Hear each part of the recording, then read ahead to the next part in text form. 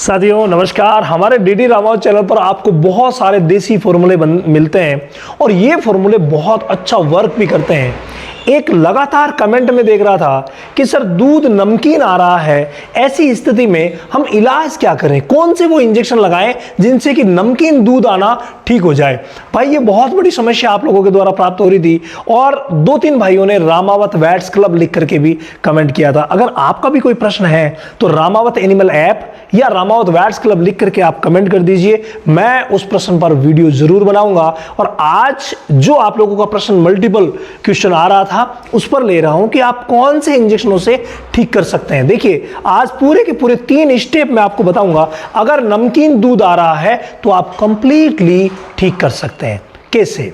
देखिए जब भी नमकीन दूध आता है आप लोग कई प्रकार के एंटीबायोटिक्स लगवा लेते हो, कई प्रकार का इलाज करवा लेते हो, उसके बावजूद आराम नहीं मिलता, क्योंकि सही दिशा में सही ट्रीटमेंट होगा तो आराम मिलना ही पड़ेगा। और वो सही दिशा का सही ट्रीटमेंट क्या है? नंबर 1 एक सपोर्टिव इंजेक्शन आता है बहुत ही शानदार, जिसका नाम है स्टिम वेट। एक्चुअली इसके अंदर है क्या? इसके अंदर है जिंक, इसके अंदर है मैग्नीज, इसके अंदर है सेलेनियम और इसके अंदर है कॉपर। ये जो चारों इसके कंटेंट है ना वो बहुत शानदार काम करेंगे इस केस में जहां हम नमकीन दूध का इलाज कर रहे हैं। इसके बगैर कभी भी कंप्लीट इलाज नहीं होगा। 1 ml 100 kg बॉडी वेट, भाई इसकी डोज जो है वो ज्यादा नहीं है। 1 ml 100 kg बॉडी वेट के हिसाब से इसको लगाया जाता है चमड़ी में, तब ये बहुत ही शानदार वर्क करता है। जब भी सबकट लगाते हैं उस समय विशेष ध्यान रखा जाता है, सही तरीके से अगर सबकट नहीं लगता तो भाई ये सूजन पैदा कर देता है। इसीलिए आप हमेशा ही अनुभवी पशु चिकित्सक से लगवाइए, कभी कोई दिक्कत आपके साथ होगी ही नहीं। पशु चिकित्सक के बगैर लगाएंगे तो भाई दिक्कत होना तय है, थोड़ा ध्यान रखिएगा। तो पहला इंजेक्शन ये है नो रिपीट। रिपीट इस केस में करना ही नहीं है, एक बार लगा लिया बस काम हो जाएगा। लेकिन इसके साथ या इसके सेकंड डे यहाँ एक बहुत ज़्यादा ज़रूरी बात है। कई भैंसें जो होती है, गायें जो होती है वो सेंसिटिव होती है और इसकी कई बार उसमें पॉइजनिंग हो जाती है।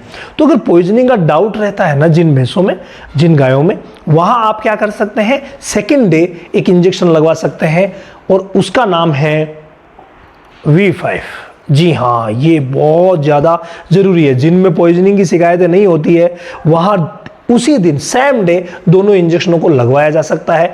इस इंजेक्शन का इस्तेमाल 5 से 10 ml किया जाता है। 3 क्विंटल के आसपास की जो गाय में से फर्स्ट टाइमर सेकंड टाइमर कमज़ोर है उन्हें 5 ml, या जो 4 क्विंटल से बाहर क्रॉस है उनको 5 की बजाय 10 ml दिया जाता है। यानी इसको कितना लगाएंगे, 5 से 10 ml इसको लगाया जाएगा और इंट्रामस्कुलर लगाया जाएगा। ये विशेष ध्यान रखना होता है।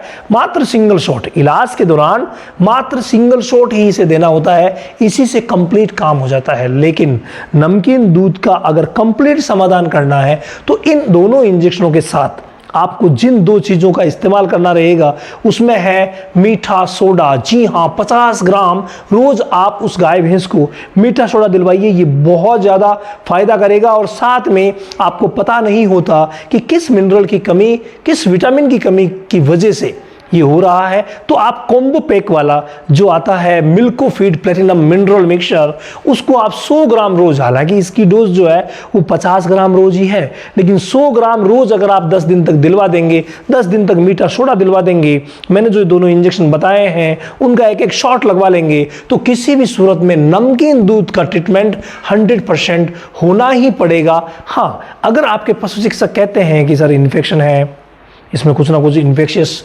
मामला पैदा हुआ है, तो वहाँ साथ में एंटीबायोटिक थेरेपी जो मैस्टाइटिस के अकॉर्डिंग लगती है उसको भी लगवाना होता है। तो भाई ये दोनों इंजेक्शन और दोनों दवाएं देकर के आप नमकीन दूध का इलाज कर सकते हैं। इसके अलावा अगर आप वेटनरी प्रैक्टिशनर हैं और A to Z नॉलेज लेना चाहते हैं तो हमारी लाइफ चेंजिंग सेशन जो है इसी महीने की 21 तारीख से शुरू हो रही है। आप एक बार हिस्सा जरूर लें और अभी बहुत ही कम खर्च में ये चल रही है, तो एक बार आप हिस्सा ले लेंगे, सीखेंगे, एक बार करेंगे जीवन भर, और आप खुद कहेंगे कि वाकई ये सेशन जो है वो लाइफ चेंजिंग सेशन है। तो आ जाइए, रामावत एनिमल ऐप आपको प्ले स्टोर पर मिलेगा, 1 2 3 4 OTP है और कंप्लीट बातें सीखने के लिए आ जाइए।